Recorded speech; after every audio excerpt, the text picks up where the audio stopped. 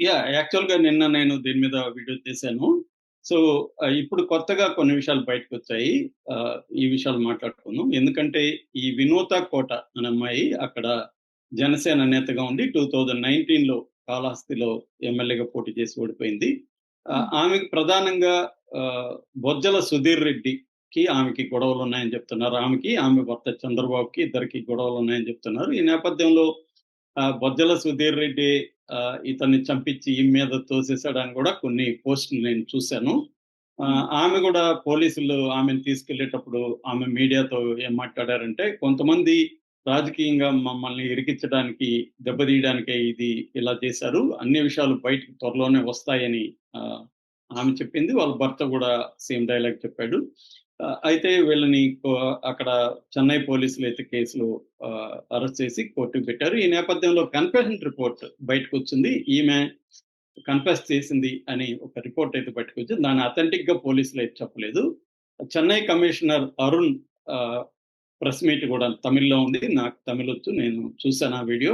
Okay. ఆయన ఏం జెప్ ఆయనేం జెప్తున్నారంటే 8దో తేదీ ఇక్కడ ఒక హౌసింగ్ సొసైటీకి వెనకాల ఒక దాన్నేమంటారంటే ఎంఎస్ నగర్ హౌసింగ్ బోర్డ్ అంటారు. ఎంఎస్ నగర్ హౌసింగ్ బోర్డ్‌కి వెనకాల చెన్నైలో కూవం నదికి సంబంధించిన ఒక కాలువ ఉంది. ఆ కాలువలో డెడ్ బాడీ దొరికింది. ఆ డెడ్ బాడీని మాకు పోలీసులు అక్కడున్న వాళ్ళు చెప్తే మా పోలీసులెళ్లి డెడ్ బాడీని తీసుకొచ్చి దాని మీద అంతా గాయాలున్నాయి. సో, దాన్ని సస్పిషియస్ డెత్‌గా మేము ఫస్టు ఎఫ్ఐఆర్ రాసి విచారణ మొదలుపెట్టాము.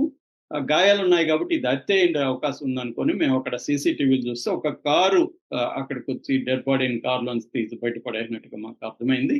సో, మేము ఆ కార్ నంబర్ ట్రేస్ చేస్తే శ్రీకాళహస్తికి సంబంధించిన కొంతమంది ఆ కారుని తీసుకొచ్చినట్టుగా అర్థమైంది. వాళ్ళని మేము అదుపులోకి తీసుకుంటే వాళ్ళు వినూత అండ్ చంద్రబాబు చేయమంటే ఈ పని చేశామని చెప్పారు. ఓకే. సో, మేము వినూత అండ్ చంద్రబాబుని గూడా అదుపులోకి తీసుకున్నాము. సో, దీనికి వాళ్ళు చెప్పిన కారణం ఏందంటే, రాజకీయంగా ఇతను వీళ్ళని బ్లాక్‌మెయిల్ చేస్తున్నాడు. వీళ్ళ దగ్గరున్న రహస్య సమాచారాలు, కొన్ని వీడియోలు ప్రత్యర్థులకి చేరవేస్తున్నాడు. అందుకే మేము అతన్ని చంపాల్సొచ్చింది అని మాకు కన్ఫెస్ చేశారు అనేది అరుణ్ ఆహ్, సిటీ కమిషనర్ చెప్పాడు.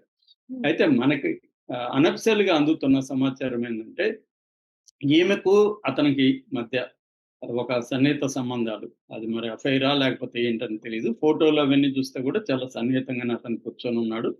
అతను హ్యాండ్సమ్‌గా గూడా ఉన్నాడు. యంగ్.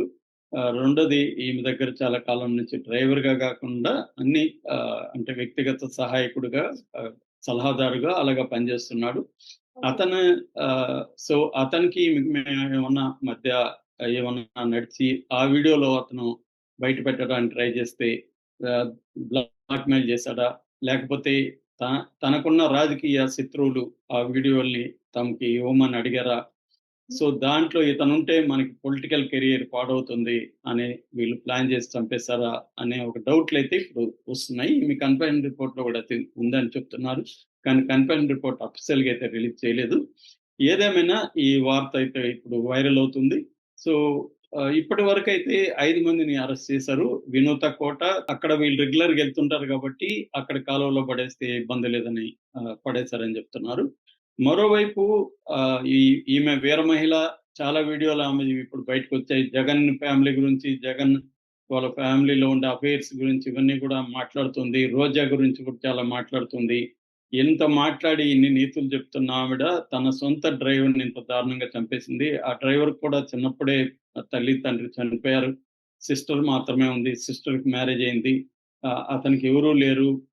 వీళ్ళ కోసమే డెడికేటెడ్‌గా దాదాపు 10, 15 ఇయర్స్‌గా పనిచేస్తుంటే, అతన్ని ఇంత దారుణంగా మోసం చేసి చంపేశారు.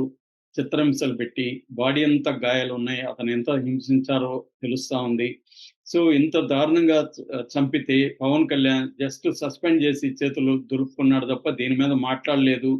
అదే వేరే వాళ్ళు చేసుంటే ఈ పాటికి అతను ప్రెస్ మీట్లు పెట్టి బీభత్సంగా మాట్లాడేవాడు అన్న విమర్శలు పవన్ కళ్యాణ్ మీద ఆంధ్రప్రదేశ్‌లో వస్తుంటే, తమిళనాడులో ఈ మధ్యనే తమిళనాడులో అక్కడ మదురైలో మురుగా దాన్నేమంటారు సమ్మేళనానికి తను చీఫ్ గెస్ట్‌గా వెళ్ళి అక్కడ కోర్టు ఆదేశాలను కూడా ధిక్కరించి తమిళనాడులో కూడా పవన్ కళ్యాణ్ మీద విమర్శలు వస్తున్నాయి. ఎందుకంటే పవన్ కళ్యాణ్ అక్కడ మురుగా టెంపుల్ దగ్గరికి వెళ్లి అక్కడ కొన్ని వివాదాస్పద కామెంట్లు చేశారు. ఎందుకంటే అక్కడ మదురైలో ఒక కొండ ఉంది. ఆ కొండ మీద మురుగా టెంపుల్, దర్గా కొన్ని దశాబ్దాలుగా ఉంటున్నాయి. ఆ రెండిటిని ప్రిజర్వ్ చేయాలని చెప్పి కోర్టు కూడా అక్కడ హైకోర్టు, మద్రాస్ హైకోర్టు ఆదేశాలు ఇచ్చింది. కానీ